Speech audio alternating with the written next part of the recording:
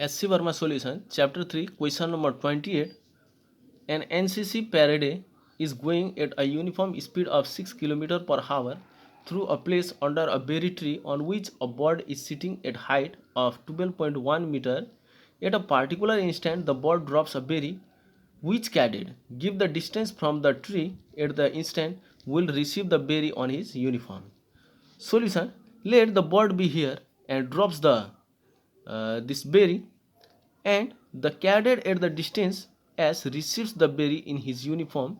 That means when this berry as the berry falls, then the distance traveled, the time taken by this berry to reach here will be same to this cadet, the time will be same for this cadet to reach at this point, so that this cadet at the distance s will receive the berry on his uniform.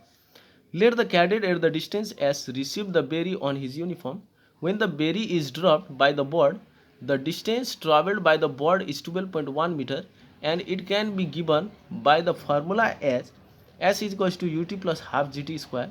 Here u is 0 as the berry is dropped, is equals to half gt square. Therefore t is equals to root under 2s over g. On putting the values is equals to, here the total time travelled by the berry is 1.5 second 57 seconds.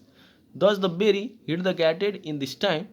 Also the cadet should reach the hitting point from the distance as moving with the speed 6 km per hour. This 6 converting it to the meter per second, we will get 1.67 meter per second. We can write distance travelled by the cadet is equals to v into t is equals to 1.67 into 1.57 is equals to 2.62 meter. Thus, the cadet at the distance 2.62 meter away from the tree received the berry on his uniform.